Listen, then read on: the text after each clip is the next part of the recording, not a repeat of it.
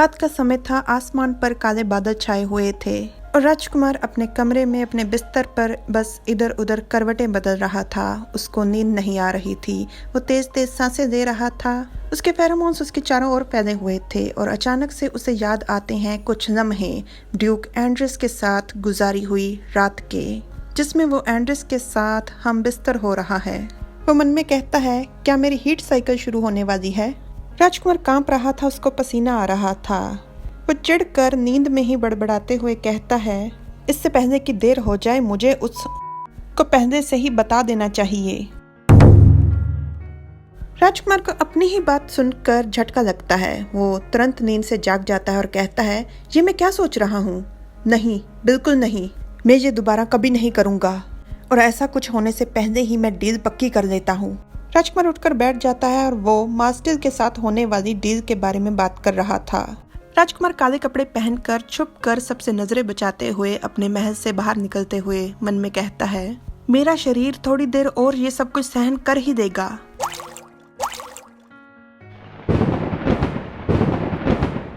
और इतने में बारिश शुरू हो गई थी। बादल जोर जोर से गरज रहे थे।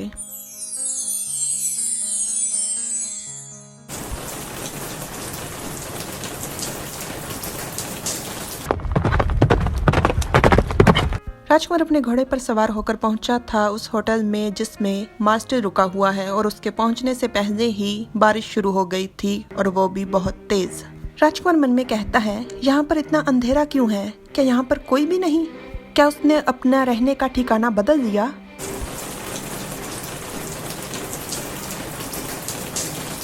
कोई है यहाँ पर? दरवाजा खोलो, घटिया इंसान, दरवाजा खोलो। राजकुमार दरवाजा खोलने की कोशिश करता है, बहुत सी आवाजें लगाता है पर कोई नहीं आता और ना ही दरवाजा खुलता है। तो राजकुमार निराश होकर कहता है, क्या वो हमेशा से हर समय बस अपना ही फायदा ताक रहा था? वैसे भी ब्लू वेरन वालों के लिए तो ये बात हमेशा से मशहूर है कि वो गिरगिट से भी जल्दी रंग बदलते हैं। वो आया और उसने जानकारी इकट्ठी कर ली। क्या उसे पता चल गया कि विडसन का राजकुमार सिर्फ एक बेचारा कठपुतली है? इसीलिए शायद उसने सोचा कि ड्यूक का पक्ष उसके लिए ज्यादा फायदेमंद है। वो देखे, कसम से मैं ये शादी कभी नहीं होने दूंगा। राजकुमार का शरीर कांप रहा था। कांपते हुए शरीर के साथ ही वो अपने घोड़े की तरफ चल पड़ता है। वो गुस्से से कहता है, उस हरामी वो राजकुमार की नजर धुंधली हो रही थी और फिर उसकी आवाज भी, और फिर वो बेहोश होकर गिर जाता है।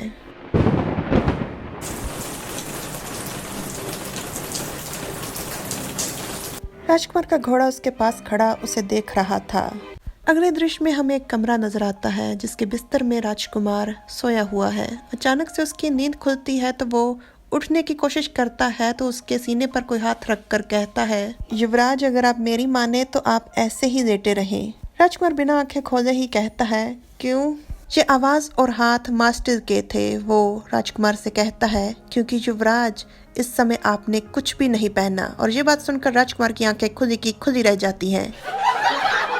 मेरे पास और कोई रास्ता नहीं था, आप पूरी तरह से भीग गए थे। राजकुमार एकदम से उठकर कहता है, हाँ, मुझे याद आया, कल बहुत तेज बारिश हो रही थी। और राजकुमार मन में कहता है, और शायद मैं कल बेहोश भी हो गया था। मुझे लगता है कि हीट तो अब तक शुरू हो गई है और मेरा इसके फेरोमोन से सर घूम रहा है।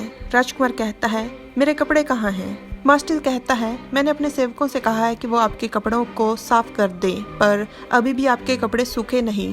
राजकुमार चिढ़कर कहता है, ठीक है, जाकर मुझे अपने कपड़े ला दो ताकि मैं महल लौट सकूं। और मन में कहता है, मुझे तुरंत वापस लौटना होगा।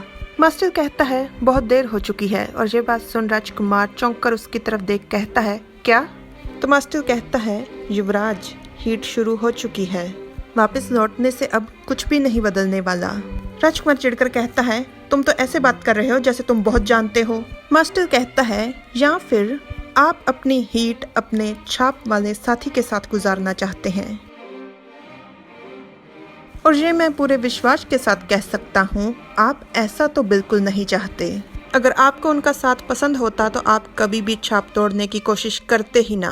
और ये कहने की तो जरूरत है ही नहीं कि आप एक तरफा छाप में बंधे हुए हो। राजकुमार कहता है, तुम्हारी इतनी हिम्मत, तुम एक विदेशी व्यापारी हो, तुम कुछ नहीं जानते, तुम्हें तो आधी बात भी नहीं पता। हटो मेरे रास्ते से, मुझे अपनी बात दोहराने की आदत नहीं। मास्टर कहता है, युवराज आपको जाने की जरूरत नहीं। राजकुमार कहता है, तुम्हारे कहने का मतलब क्या है? अगर मैं अभी नहीं गया तो? उसकी बात को टोकते हुए मास्टर कहता है, जैसा कि मैंने आपको पहले भी बताया था, ब्लू वेरन की दवाइयों से ये मुमकिन है। मेरी दूसरी दवाइयों से दर्द में आराम नहीं मिलता था, पर मैं वादा करता हूँ कि इस बार ये वाली अलग है। राजकुमार कहता है, इसके अलग होने से ये सच्चाई नहीं बदल जाती कि ये सब दवाएं अफीम से बनी हैं। मास्टर कहता है, एक बार इस्तेमाल करने से आप इसके आदी नहीं हो जाएंगे। राजकुमार मन में कहता है, इसके शब्द क्या अफीम से कम है क्या? इसके शब्दों में तो अफीम से भी ज्यादा नशा है। मैं ये सोचे बिना कि आगे क्या होगा, इसकी हर बात मान लेना चाहता हूँ। राजकुमार पूछता है, तुम ये सब क्यों कर रहे हो? मुझे पूरा विश्वास है कि तुम बिना किसी वजह के इस सब में नहीं पड़ोगे। तो मास्टर बेहद आत्मविश्वास के साथ कहता है, मैं आपकी मदद करना चाहता हूँ। राजकुमार कहता है, ये कैसी मदद है? लोगों को अफीम खिलाना? मास्टर कहता है, क्योंकि युवराज, मैं अच्छे से जानता हूँ इस समय के दौरान एक तरफा छाप वाला व्यक्ति किन हालातों से गुजरता है, उसे कितना दर्द बर्दाश्त करना पड़ता है। राजकुमार अपने हाथ में कपड़ा कसकर पकड़ते हुए कहता है, तुम्हें ये सब कैसे पता? मास्टर कहता है, मैंने किसी को देखा है, हर बार लंबे अरसे तक इसी दर्द से गुजरते हुए। राजकुमार मन में कहता है, शायद मेरी सोचने समझने की शक्ति खत्म हो रही है, या फिर मैं बहुत ज़्यादा थक गया हूँ। मैं बस सब कुछ छोड़ छाड़ कर इस बात पर विश्वास कर लेना चाहता हूँ कि तुम मेरी सच में मदद करना चाहते हो। मैं इस शर्मिंदगी से रिहाई चाहता हूँ, और ना ही हर हीट में मैं उस घटिया की बाहों में जाकर उसके फेरोमोन्स की भीख मांगना चाहता हूँ। मैं कम से कम एक बार इस सब से आज़ादी चाहता हूँ। राजकुमार अपना मन बनाने के बाद कहता है, ठीक है, मैं तुम्हें अनुमति देता हूँ। जितनी हो सके उतनी कोशिश करो मेरे दर्द को कम करने की। और मन में कहता है, कृपया मुझे बचा लो, मेरे रक्षक बन जाओ। Like, share, subscribe, comment. Thanks for watching.